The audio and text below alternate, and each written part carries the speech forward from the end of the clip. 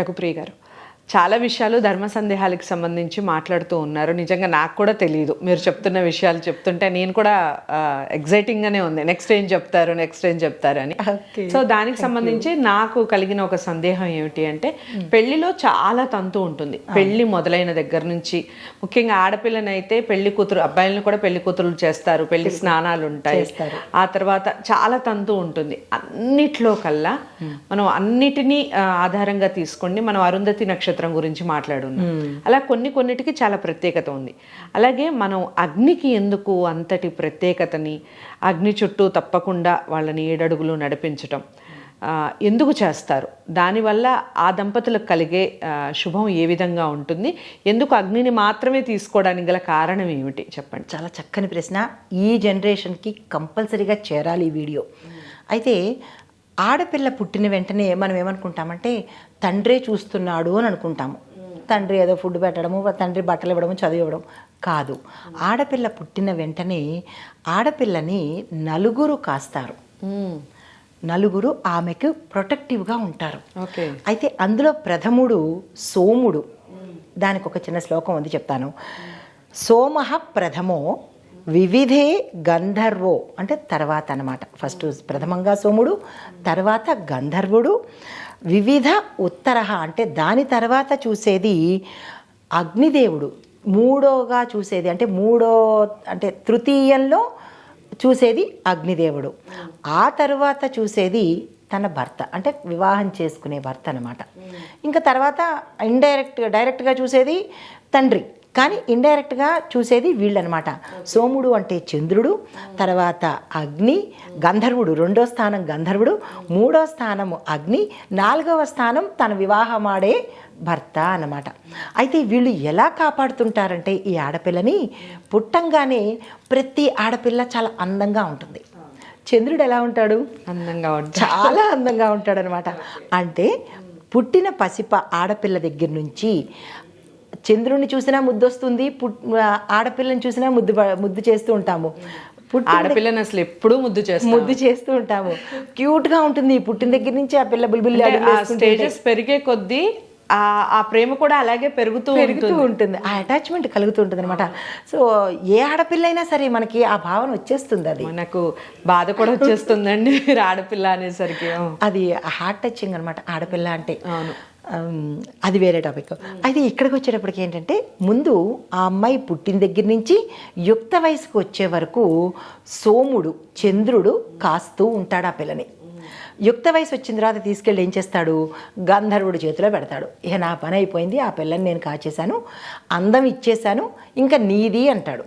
ఆ తర్వాత గంధర్వుడు ఏం చేస్తాడు అంటే, చిన్నతనంలో ఉండే అందం వేరు, వయసుకు వచ్చిన తర్వాత అందం వేరు.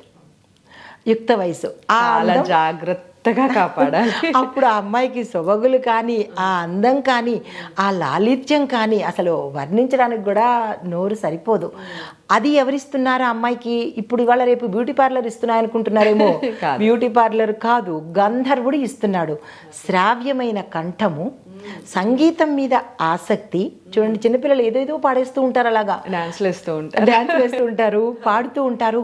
ఆ ఎంత తన్మయత్వంగా ఉంటుందంటే, ఈ అందాన్ని, గొంతుని అంటే వాయిస్ని ఇచ్చేది గంధర్వుడు. అక్కడి నుంచి ఏం చేస్తాడంటే, కొంత సమయం వచ్చేటప్పటికి, అంటే బాల్యం నుంచి కౌమారానికి వచ్చేటప్పటి వరకు సోముడు చూసి, అక్కడ గంధర్వుడు చూసి, 3వ దగ్గరికి వచ్చేటప్పటికి యుక్త వయసు అంటే టీన్స్లో అంటాం మనం, 13. ఆ టీన్స్ నుంచి 19 వరకు, అంటే టీన్ ఎక్కడైతే ఎండ్ అయిపోతుందో 13 నుంచి 19 వరకు అగ్నిదేవుడు కాపాడతాడు. ఎలా కాపాడతాడు? ఆయన సామాన్యంగా కాపాడు,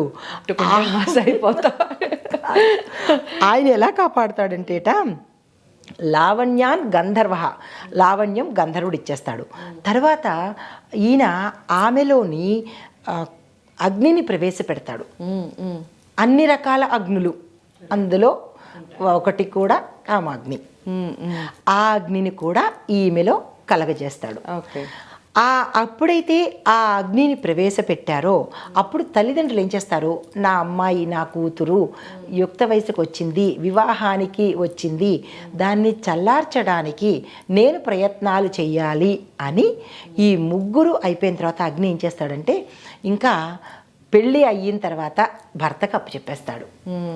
ధర్మేచ అర్ధేచ కామేచ మోక్షేచ నాతి చరామి అని తన భర్తకి, అంటే ఈ కాబోయే వరుడు ఈ పిల్లని తీసుకుని ఇక నుంచి నేను తీసుకుంటాను, ఇది నా సొత్తు అన్నట్టుగా ఆ పిల్లని కాపాడడం కోసం చేస్తాడు.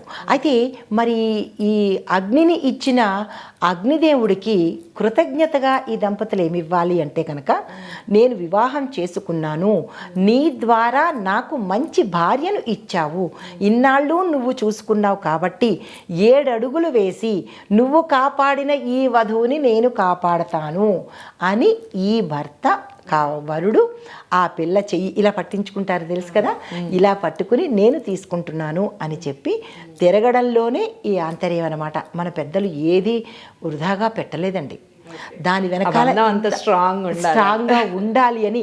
అప్పుడు అగ్నిదేవుడు ఏం చేస్తాడు, నాయన ఇన్నాళ్ళు సోముడు చూశాడు, గంధర్వుడు చూశాడు, తర్వాత నేను చూశాను, ఈ పిల్ల బాధ్యత నీదేనయ్యా అని అగ్నిదేవుడు వదిలించేసుకుంటాడనమాట. ఆ తర్వాత నుంచి అసలు ఇలా జరిగితే పెళ్ళిళ్ళు విడాకులు ఎందుకు అవుతాయండి? అసలు కోర్టులు ఖాళీగా నిజంగా పెళ్లి తంతు అలా కళ్ళ ముందు కదులుతూ ఉంది. పెళ్లి తంతు మనకి ముడుపు కట్టిన దగ్గర నుంచి 32 తంతులండి మనకి. శాస్త్రపరంగా పెళ్లి చేస్తే కనుక 32 తంతులు. అంటే లాస్ట్లో అరుంధతి మాతని చూపించి పిల్లాన్ని అత్తవారింటికి పంపించే వరకు కూడా 32 తంతులు.